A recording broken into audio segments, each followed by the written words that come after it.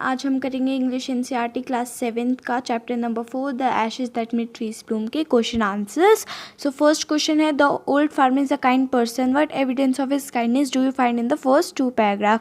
आपको 2 पैराग्राफ में, जो पहले के 2 पैराग्राफ है उसमें ऐसा क्या लगा कि जो ओल्ड फार्मर है वो एक अच्छा इंसान है। In the first paragraph it is written that the old farmer treated his dog like his own child. जो पहले का पैराग्राफ था उसमें हमने देखा कि जो ओल्ड फार्मर है वो अपने डॉग को उतना ही प्यार करता है जितना एक माँ बाप अपने बच्चे से करते हैं। He will feed the dog small pieces of fish with their own chopstick and offer boiled rice to him as much as he wanted.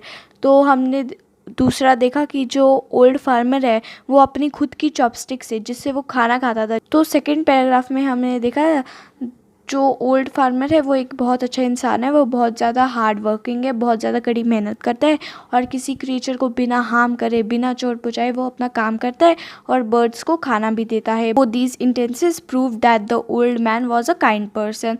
ये जो दोनों हमने बताई हैं वो प्रूव करता है कि जो ओल्ड मैन है वो एक अच्छा इंसान है।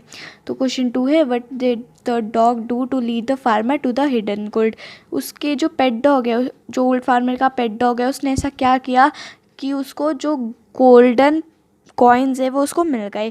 The dog came running towards the farmer, it kept his pause against his legs and with its head it kept on directing towards a spot behind him. तो एक दिन क्या होता है, जो ओल्ड फार्मर होता है ना, उसके जो डॉग है वो उसकी तरफ भाग भाग के आता है और अपने दोनों पंजे उसकी दोनों लेग्स के बीच में रख देता है। पॉज का मतलब होता है पंजे, और अपना सर हिलाने लग जाता है। तो जो ओल्ड मैन है वो उस पर इतना ध्यान नहीं देता, पर जो डॉग है वो अपना सर हिलाता रहता है और हिलाता रहता है।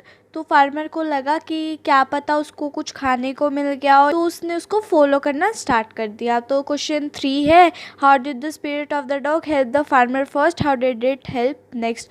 जब वो उसका जो पेट डॉग मर गया था, तो जब उसकी आत्मा उसके सपने में आई तो उसने 2 बार आई थी वो, तो उसने ऐसा क्या बोला कि जो फार्मर है उसको बहुत ज़्यादा हेल्प मिली। तो फर्स्ट है जब स्पिरिट, जो उसकी आत्मा है जो पहले बार आई थी, तो वो बोलती कि जो जहाँ पे मेरी बॉडी रखी है उसके ऊपर ही एक पाइन ट्री है, वो अगर तुम बीच में से काटोगे और खोखला कर दोगे तो वो एक बाउल की शेप में बन जाएगा, वो एक मोटार बन जाएगा। तो वो तुम्हारी हेल्प कर सकते हैं राइस रखने में और बीन सॉस बनाने के लिए।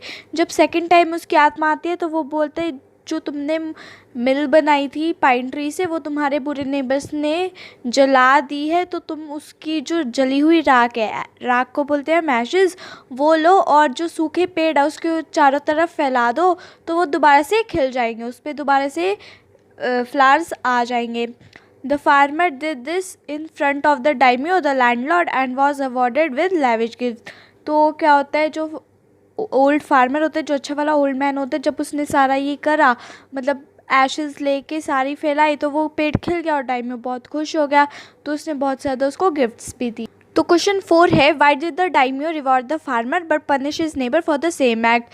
जो डाइमियो है उसने उस अच्छे वाले ओल्ड मैन को गिफ्ट्स क्यों दिए और बुरे वाले ओल्ड मैन को मारा क्यों, बल्कि दोनों ने तो सेम चीज़ की थी। तो इसका आंसर है the farmer had sprinkle the ash over the withered cherry tree and it blossom. जब अच्छे वाले ओल्ड मैन ने ऐशेस फैलाई थी तो वो खिल गया था और डाइमियो बहुत खुश हो गया था, तो उसने बहुत ज़्यादा गिफ्ट दिए।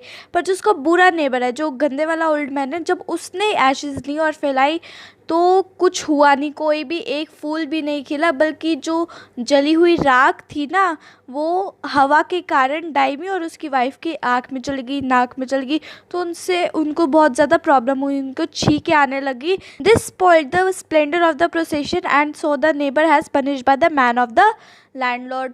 जो डाइमियो है उसके कुछ आदमी है, जैसे उनके असिस्टेंट है, तो उस असिस्टेंट ने उस गंदे वाले ओल्ड मैन को बहुत ज़्यादा मारा, क्योंकि उसकी वजह से ही डाइमियो और उसकी वाइफ को बहुत ज़्यादा प्रॉब्लम हुई। तो ये वाले क्वेश्चंस यहीं पे ख़त्म होते हैं। अब हम बढ़ते हैं वैल्यू बेस्ड क्वेश्चंस की तरफ। तो क्वेश्चन फर्स्ट है why do you think we should be kind towards animals. आपको ऐसा क्यों लगता है कि हमारा जो प्रभाव है जानवरों के प्रति हमेशा अच्छा ही होना चाहिए। Animals are also living beings like us, they can't speak like us but still can feel the love and emotions. जो एनिमल्स है, जो जानवर है, हमारी तरह बोल नहीं सकते, अपने दर्द किसी को शेयर नहीं कर सकते, पर फिर भी जो हमारे प्रभाव है, उनके प्रति कुछ प्यार है, इमोशंस है, वो फील कर सकते हैं। Some animals like dog and horse are very faithful to human beings. जो कुछ जानवर है जैसे डॉग हो गया, हॉर्स हो गया, वो बहुत ज़्यादा फ्रेंडली है ह्यूमन बींग से। We should be kind towards them, हमें हमेशा उनके प्रति अच्छा प्रभाव रखना चाहिए।